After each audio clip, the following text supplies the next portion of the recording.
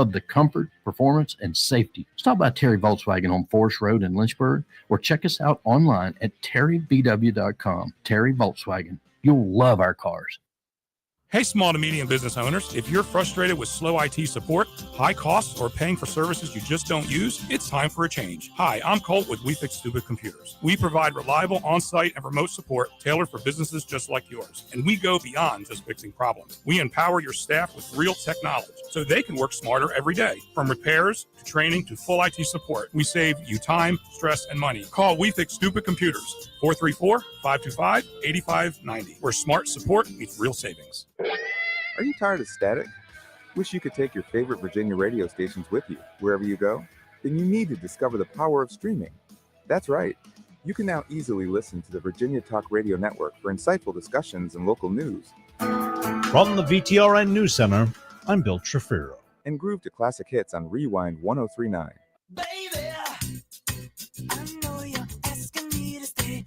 All from your smartphone, tablet, or computer. No more fiddling with the dial. Just download your favorite radio app, search for Virginia Talk Radio Network or Rewind 1039, and you're ready to go. Stay connected with your community. Good morning. This is Kimberly McBroom in the WDBJ 7 Newsroom with our Virginia Talk Radio Network News Update. And enjoy the music you love, anytime, anywhere. Streaming the Virginia Talk Radio Network and Rewind 1039. It's that easy. Virginia Talk Radio Network, Rewind 1039. Now streaming.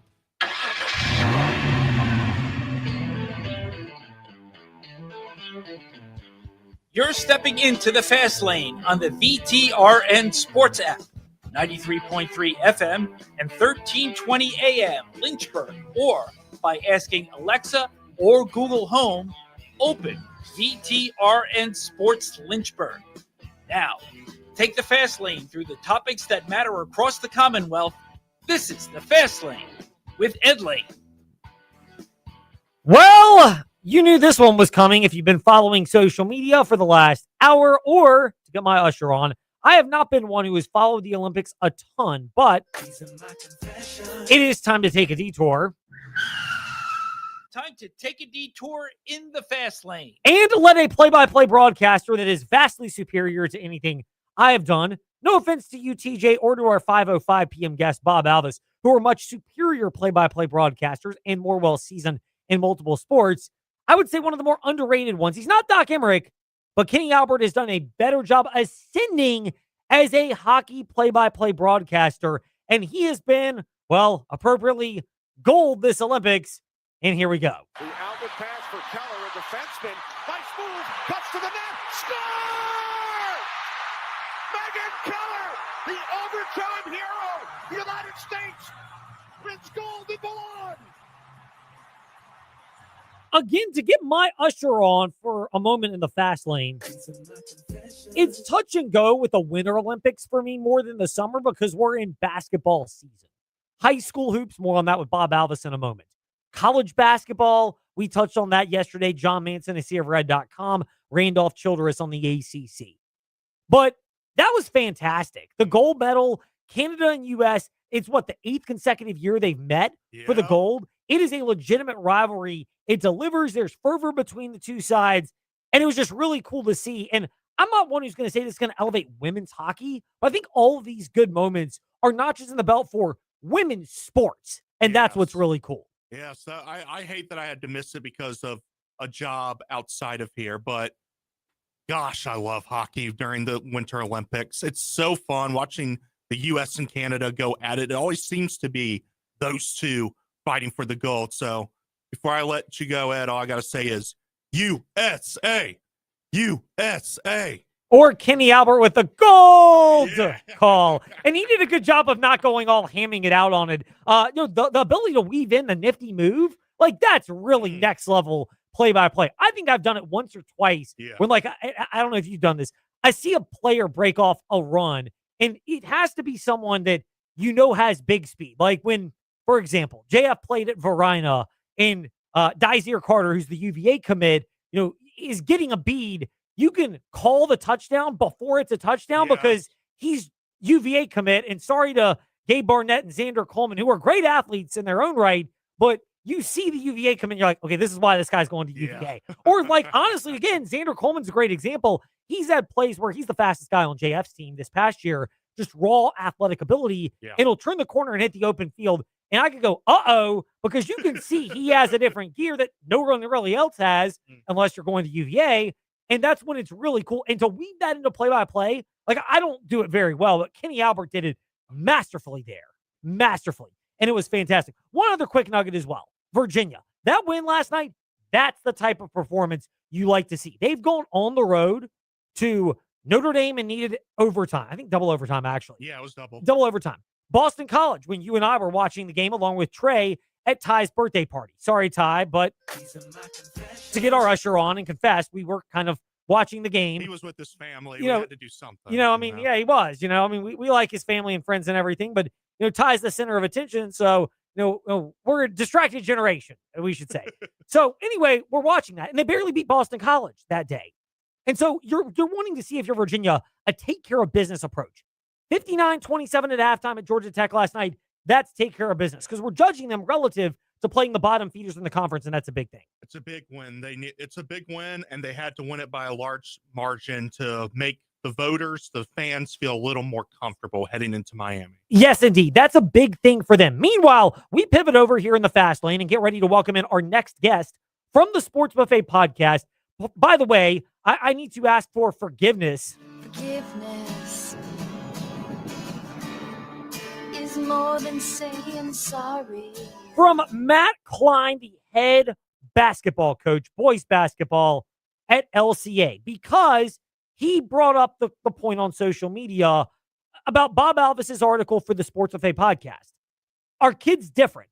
And this is such a good topic. I want to get to it in the offseason. So sorry, Matt. I know you were teasing it on social media. I really appreciate that, and really appreciate your love and support for the work that Bob does, the work that we do here in the fast lane. It's not on Bob's level, as well as Bryson Gordon and Trey Lyle in the morning warm-up. BG was on with Trey yesterday. But we want to focus on high school hoops today. Tyler Meeks to LCA football. That's going to wait as well. We've got an entire offseason to get to that. And for the sake of time, because we have a shorter edition of the show today, we're doing all that. Hopefully you followed all that, Bob. First of all, on the fast lane. Second of all, are you okay if we pivot off of that great article? Because we want to really delve into it. And, well, region basketball hoops is a big story, and that's more immediate. And in a couple of months, it's going to be harder to discuss previewing games that just took place. It's your world, Ed. I'm just living in it. Well, I am honored that you would say something so kind and generous. BG, by the way, Bryson Gordon, does have articles up at newsadvance.com on previewing the region's 4D, 3C, 2C, and 1B boys and girls basketball action. Those are 8 different regions collectively for boys and girls basketball in the high school hoops playoffs. Out of that bunch, are you still of the belief that Region 2C boys, featuring Nelson County, Gretna, Dan River, Liberty, among others, is the most loaded and unpredictable of those? I sure am. I mean, the semifinals are at Franklin County next week. I'm looking forward to it, but you've got 4 good quarterfinals happening on Friday, and yeah, let's buckle up and get going. It's a lot of fun for that. There's certain regions where, anything can happen because teams play to their level. Is Region 2C different, though, where anything happened because this is the highest level in terms of top to bottom basketball for a region, at least in our area? There are some very good teams. There are some very good players in Region 2C. Every game could be a coin flip, so to speak. I think there are a lot of stories and names we're going to find out through the region tournament play.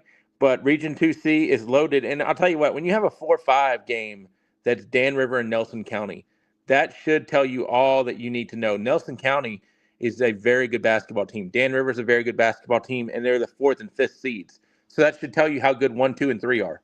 Yeah, I mean, it is really good in that region. I get why Martinsville is probably a lot of people's favorites. They've got really good athleticism, but the other thing about that region, Bob, they're not only good, but there's so many different styles in Region 2C. Yeah, you hit the nail on the head. I mean, you could have one style one night, and you could have a totally different style the other night. Floyd County's in there. They are a very, very well-coached team with Brian Harmon. They've got some very, very good players. They could match up with Martinsville in the semis, but Martinsville's got to get past Gretna, and Floyd's got to get past Radford, which is not easy task, to say the least. And, I don't know of one game that I would say is a slam dunk to mark and pin on the bracket. No, needless to say, that's the case. Sticking with boys basketball with Bob Alvis of the Sports Buffet podcast, who is with us here in the Fast Lane. We're talking high school hoops and region action right now. Region 1B, which is where Alta Vista's boys reside. Region 3C, where LCA and Rustburg reside, as well as Heritage. Out of that collection of teams right there, do you have a favorite that you believe is best equipped to make a run, whether it's Alta Vista in 1 or LCA in Region 3C, or is this as open as it's been as well? I think it's pretty open. I mean, Alta Vista is going to go on the road in the first round to Rappahannock. Alta Vista has a very, very good chance because Casey Johnson's a very excellent coach. And the farther down you go in levels, sometimes you're seeing more athleticism in the regular season and maybe less in the postseason. So that could actually help you in certain cases. I'm not saying it will help Alta Vista. It could. LCA and Rustburg, these two teams split throughout the season. The winner will go to Turner Ashby in the second round. I think it's pretty well open because you've got some good teams in 3 as well with Wilson Memorial hovering in there. Rocktown's hovering in there. Stanton is hovering in there. There are a lot of good teams in 3. Oh, yeah, Western Albemarle. Let me not forget about them, too. So there are a lot of good teams in 3 that could provide some problems for one another. Because I think the thing about it is once you get out of your region, it should be easier in a way, but it's not because then you've got to go to the state tournament. Bob Alvis of the Sports Buffet podcast with us here in the Fast Lane, pivoting up to Region 4D. EC Glass. Are they the prohibitive favorites in that region as you would expect a team with an undefeated record to be? I went to EC Glass yesterday and I talked to DJ Best and Gavin Arthur. And one thing I asked Coach Best was, do you want to play a team that you've already seen? He's like, if we've already seen them once, let's run it back. Twice, I don't know because I don't want to see a team for the third time. That could definitely happen if JF beats Halifax in the first round. Salem is a very good team. GW Danville is a very good team. Only one of those can win and play at Glass if chalk holds. I hate to say somebody's going to win, somebody's going to lose. If chalk holds, Glass has it throughout in terms of at least the regional, and then they could match up. What happens in 4 is they cross with North and South. So North plays their own region, South plays their own region, and then at the end, the 2 cross, and both those teams advance to the state with the loser going on the road, the winner getting a home game. It's matched out pretty well for EC Glass, but it was matched out pretty well for Josh Allen too. How'd that work out? Yeah, I mean, thanks for rubbing salt in the wounds to our Buffalo Bill fans that are out there. They'll be real fans of Bob Alvis of the Sports Buffet podcast after that reference. Bob, is Jefferson Forest on boys basketball the proverbial team whose record doesn't indicate how talented they are because of the volume of players that came over from the lengthy football season run and the slow start to their season integrating them? I believe if you are used to winning down the stretch, then you've got something that you can't teach. Now, are any of these games going to put Dr. Naismith in a rah-rah stance? Probably not. But you know what? The scoreboard doesn't have pictures, and the scoreboard has just said Jefferson Forest has one more point than the other team for the last few. So JF is a hot team in terms of, I don't want to say they're winning ugly. They're winning. That's the point. It doesn't matter if you win ugly, pretty, in between. You're winning. That's the big thing. Meanwhile, girls basketball, we pivot over to that side. Is the team in whom you have the most confidence? I know I'm not going on a limb here, but is it the LCA girls in Region 3C? They're pretty good. They are pretty good. The one thing that they do a lot is they shoot outside, and the old adage, live by the 3, die by the 3. I would hate to see them die the death, but they are a very good team. They're very well-rounded with Rivard, Redgate, and so forth. They've got a very good coach on the sidelines. You're not gonna really do a lot of things that Paul Redgate maybe hasn't seen in his life before. But at the same time, this is why we play the games. I hate to be cliche like that. Meanwhile, last one for you, and Bob Alvis of the Sports Buffet podcast is with us in the Fast Lane. Of the other girls basketball, whether it's Glass and JF at the top, whether it's a team like Stanton River or Liberty right further down in terms of the school size, is there a one out there that, because LCA, justifiably great season they've had in girls hoops, have gotten a lot of the oxygen for girls basketball. Is there another one that we should not be sleeping on and not be surprised if they also make a deep run? Appomattox and Herb Daniel. Coach Daniel has a lot of energy. I just did an interview with him last night and posted it on the podcast site. I tweeted it out. Liberty's got Shania Brown. She's just going to be really hard to move, but Chatham is really good as that number 1 seed. So it's really a case of where you're almost you're blocked with talent, so to speak, when you get deep. So everybody is good, and that hurts the 2s and the 3s because the 1's just as good, sometimes if not better. And they've got home court, by the way. I love that selection of Appomattox because of how much people would have answered that. Now, I would have myself to get my usher on for a moment. With either Stanton River or Liberty, that's a great call by Appomattox girls basketball, Bob. So we're going to hold you to it and see if it comes to fruition. No pressure on the girls, just on you, Bob, since you're the one who made the pick. By the way, I'm posting an interview with Matt Klein in just a few moments, so we should have him happy for a while. Yes, indeed. That warms my heart, Bob. We're happy to have you. Thank you for joining us today in the Fast Lane. Always appreciate it. Bob Alvis of the Sports Today podcast with us in the Fast Lane. When we return, NASCAR will pivot off of that, building off the momentum of Michael Jordan and Victory Lane and all the attention. Michael Massie of Frontstretch.com will be on the call for Frontstretch.com down in Atlanta this coming weekend, and he'll join us next. Looking for the perfect start to your day or an afternoon pick-me-up? Swing by Buttercup and Friends Cafe, your friendly Boonesboro Road food truck. From craft lattes with house-made simple syrups to sweet treats and comforting bites, there's something for you. It's the perfect spot to grab something delicious and bring a friend, your appetite, and come see why people are coming back to Buttercup and Friends Cafe, 6103 Boonesboro Road, across from the BP gas station in Lynchburg. Open 7:30 to 3:30 Monday through Saturday. Is it time for a new place to call home? Moving out on your own? Perhaps your existing lease is up for renewal. Looking for a new roommate? Or maybe you just need a change of scenery. Then you need to check out brownstoneproperties.com. We have Central Virginia's largest selection of apartments, townhomes, and single-family homes. Applying is easy with our online application. Visit us online to begin your search at brownstoneproperties.com.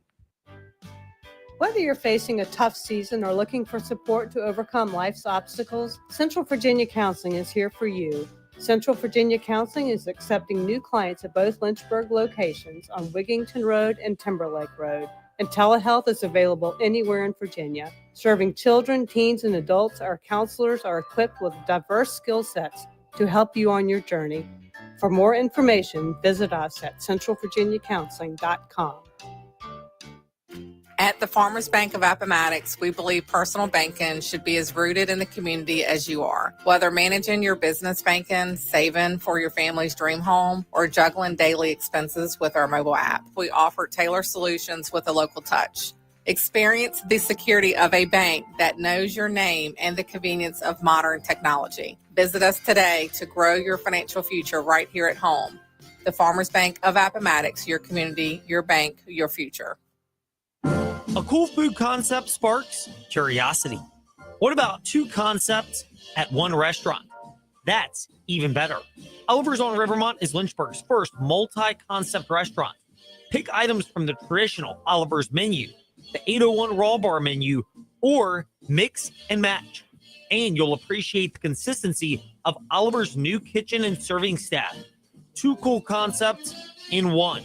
Only available at Oliver's on Rivermont. Here we grow again at the Sheeler Motor Mile. It's here, the all-new Motor Mile Chevrolet and Buick in Radford. More brands, more selection, and the same exceptional service you expect from a trusted community partner. Whether you're shopping Chevrolet or Buick, you'll find quality, value, and a team that puts you first. From rugged trucks and SUVs to stylish cars and family-friendly vehicles, the Motor Mile has something for everyone. With straightforward pricing and top dollar for your trade, there's no better place to buy. Bring us your trade, newer, older, paid off or not, and see why your car is worth more on the Motor Mile. Plus, with more inventory arriving daily, now is the time to shop the Motor Mile. Sheeler owns the finance company and makes getting approved for credit simple and easy on the Motor Mile. Flexible financing options for every budget to get you on the road fast. Experience the Motor Mile at 3 convenient locations: Christiansburg, Radford, and Pulaski. For over 50 years, we've got Southwest Virginia covered. The all-new Motor Mile Chevrolet and Buick in Radford. Certified friendly staff. No games, no gimmicks. Call 866-SHEELER1. Always open at MotorMilesChevroletBuick.com. matter what side of the fence we're on involving who we believe is a real contender. Well, somehow that got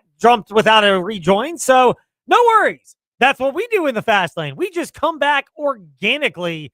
We're not really sure what happened. Technical difficulties. We'll blame it on that. And we are glad to go from our friends at Sheeler Motor Mile into a guy that might be using a vehicle that you could get at Sheeler Motor Mile. I'm convinced that if the vehicle exists, it's there because they have over 1,000 when you combine new and pre-owned vehicles at Sheeler Motor Mile, Sheeler.com to shop 24/7.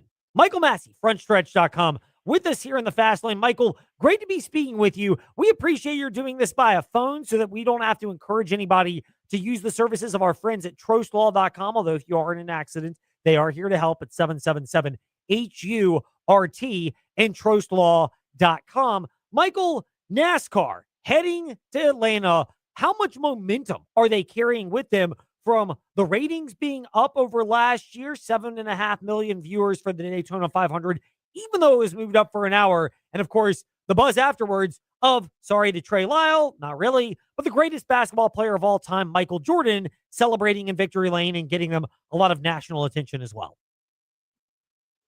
Hey, Ed, I'm actually headed to Atlanta right now, so forgive me if you hear traffic noises or trying to survive the rain out here. It's a little wet. You guys are probably getting it as well. Oh, we are. Pittsburgh, but we are. Yeah. So, well, first off, when you said the greatest basketball player of all time, I'm like, Kareem Abdul-Jabbar doesn't own a race team. What are you talking about?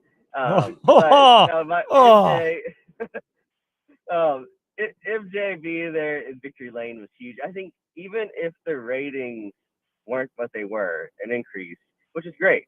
I think that all the buzz from the great finish, Michael Jordan in victory lane, just everything that, all the positivity, the chase being back, the lawsuit being over, like so much good stuff came out of the Daytona 500 that I think the ratings for Atlanta would be up regardless, even if they were down for the Daytona 500, but they weren't, they were up. So I look for this to be kind of a little bit of a bounce back year for NASCAR. It just kind of feels that way. Everything feels like there's more buzz, like I said, more positivity.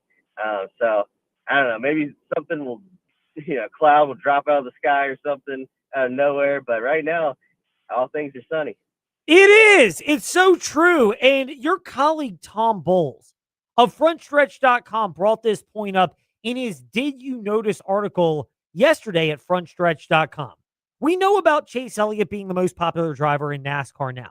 We know about Dale Earnhardt Jr. and what he has done to keep NASCAR fans on board despite not liking a lot of the direction of the sport, and he deserves his own Medal of Honor and appreciation for that. Dale Jr. does. But is Michael Jordan the type of figure that can take the popularity to an entirely different level because his celebrity and brand cachet is on a different level as well? Yeah, I think for sure he's more famous than even the Earnhardts. I know that's crazy to say, but he's known worldwide. And I think part of it as well is that, Dale Sr.'s been gone for 25 years. Fox Sports released a great documentary the other day on it that I highly recommend. Dale Jr. has been retired for 9 years now. I know he's an owner in the NASCAR O'Reilly series, but outside the Daytona 500, you don't see him as a car owner in the Cup series. So these figures, these massive figures for NASCAR from the past, they're just not at the forefront. You don't see their faces, or they're not around anymore. Whereas Michael Jordan is an active team owner.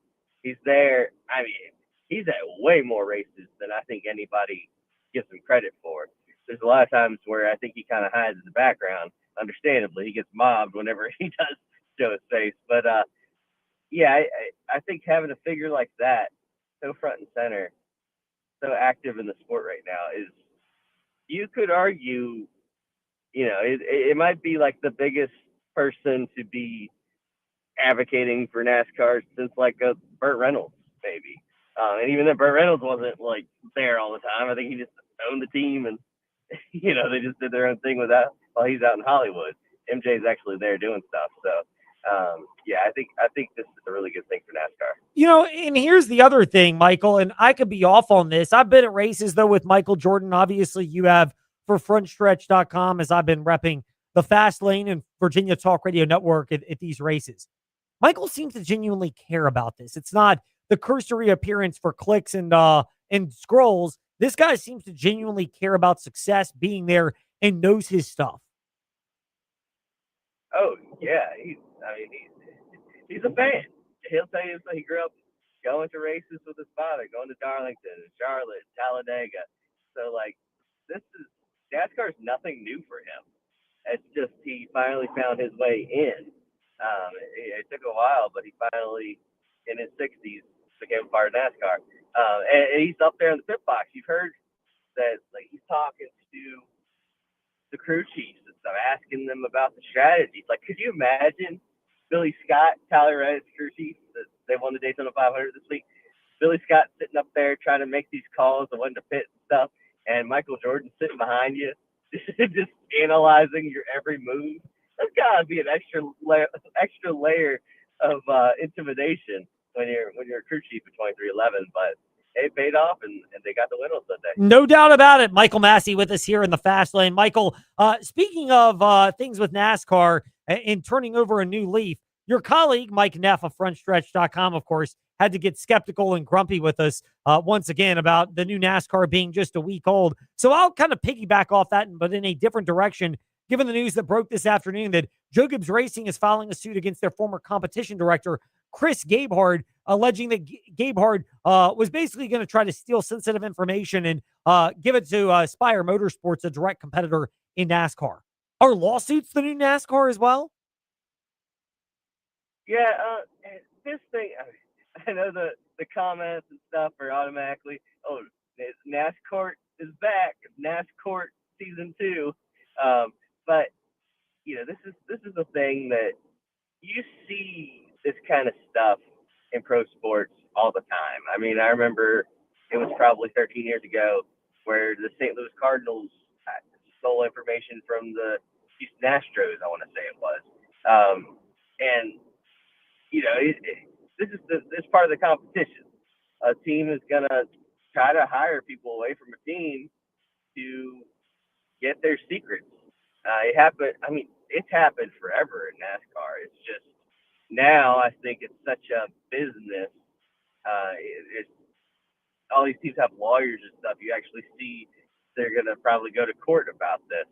And I don't know all the details yet. It broke as I was getting ready to leave for Atlanta. Who knows what's actually accurate? It's kind of a he said she said so far. But it's not looking good for Chris Gabehart. And it's too bad because he was a huge figure over there at Joe Gibbs Racing, and was really big in revitalizing Denny Hamlin's career. Denny had gone winless the year before they got paired up, and then he had this second stint of his career that was awesome. And he got JGR, he had 2 cars in Championship 4 last year. So it's just really weird how it all just kind of fell apart somewhere now. You definitely won't see him back in the doors of that race team anytime soon, at least. So, yeah, just another thing to watch. But I don't think it'll impact NASCAR overall. And, of course, we need to obviously note that Michael Massie is not as up on the story because he's not trying to read and drive, because he doesn't want anybody to get injured in an accident and have to use the services of our friends at Trost Law and call 434-777-HURT. We'll wrap it up on this because we do have to get to Virginia Tech women's basketball. They got a big one against Carolina tonight, and we'll be doing that a little bit late. Sorry to our friend Evan Hughes on the pregame show call for that one. But Michael, the question for you being NASCAR going to Atlanta this weekend. The new NASCAR, does that mean Atlanta produces the best of the tapered spacer version of racing? And if there's weather in the area, does NASCAR continue with their new thing of moving the start time up to make sure that fans actually get to see the full race like they did Daytona? Yeah, the second part, I hope you're right. I hope that because there could be a little weather in the area this weekend. NASCAR comes to town, there's going to be weather. I hope they continue that trend because it worked out really nicely at Daytona, like you said. So fingers crossed that, if there is a window where we can jump up to the start time and avoid it, then let's do it. I don't want to still be there watching racing on Monday. To your other point, what was the first part? Yeah, is Atlanta going to be the most entertaining of these tapered spacer races? Yeah. So the thing is, the Daytona is. There's been a lot of complaints about Daytona Talladega right now because of it's really hard to pass. So you get this fuel saving game. Atlanta, you're not going to see that, and that's what makes it awesome. Is that handling plays such a bigger factor. People actually have to lift in these corners. And as this track is aging, it's aging fast. It's going to get more and more difficult for just, to handle and to go all out on it. So whoever can take care of their car, yes, you'll have this insane run. And it's really fun to watch.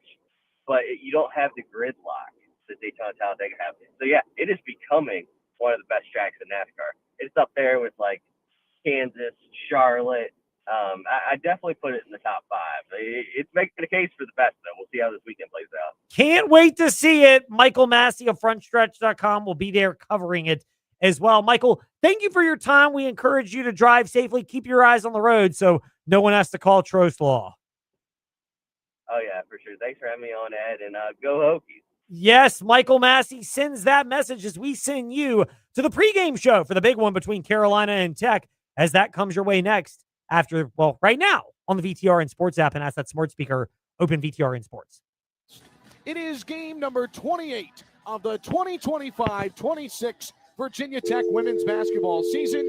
With that, I tell you to turn your radio dials and speakers up loud and clear, as it gives me great pride and joy to say the Virginia Tech Hokies are on the air